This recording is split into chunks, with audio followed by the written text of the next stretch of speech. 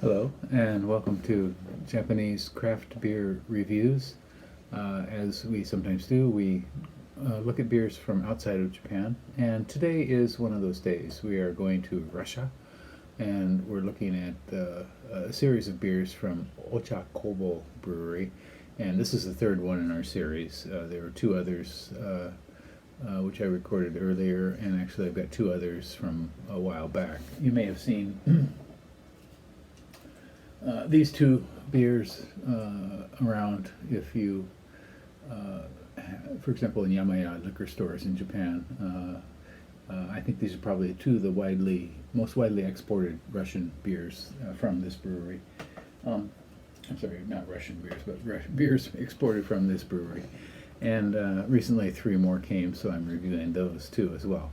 We've looked at two so far, and we're going to look at a third one today, and this is called Ochakovo Ledokol Krepkoe, and in English they translate it as Icebreaker.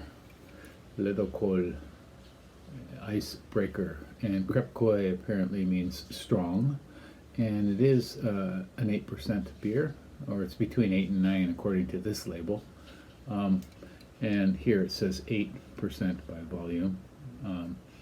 And so on RateBeer, this one has 11 ratings at 2.64 average out of 5. On Untapped, 469 ratings at 2.88, a little bit higher, but in both cases, not terribly high ratings.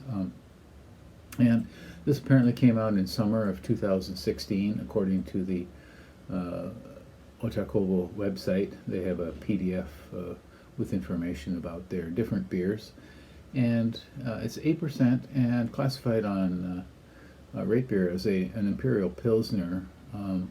I think in general we could just call it a strong ale. So it has a picture of an icebreaker ship plowing through the ice and apparently sending off shock waves as it goes, and it's nice that they made this, because in 10 years there probably won't be any ice to break. But anyway, this is made according to their website by a long fermentation to produce a higher alcohol, and not fortified, or so they say on their website. So we'll give it a go and we'll see. So here's the icebreaker, crashing through the ice. This is a little bit more dramatic. And they like very dramatic kind of art on their cans. So let's give it a go. I don't have high expectations, but who knows?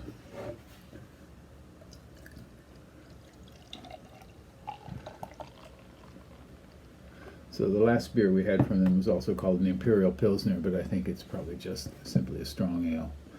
Okay, this is kind of medium dark gold amber with a fluffy finger of white foam.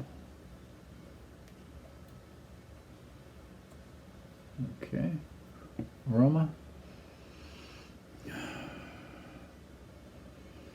Quite similar to the last one we looked at. Have sweet concentrated fruit. Not sweet, I mean you can't smell sweet, but what you would expect would be a sweet fruit. Something like apples, peaches. Not a lot of hoppiness to speak of. A bit of grain, perhaps.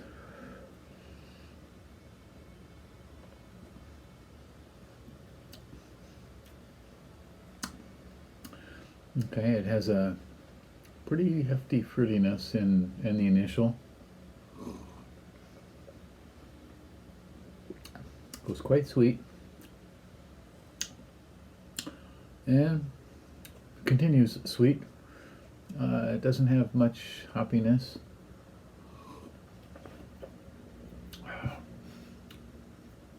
Just sweet, warming for sure. Don't know what to say about this. It's not bad. It's kind of middle of the road. Very strong. It doesn't have a lot of character, I think. Just kind of hits you with the one flavor, this kind of concentrated fruitiness, and then carries that through mid-palate and kind of flattens out in the finish, and that's basically it. Yeah. So it is quite fruity. I don't know if I'd call it, I probably a strong ale, not an Imperial Pilsner, but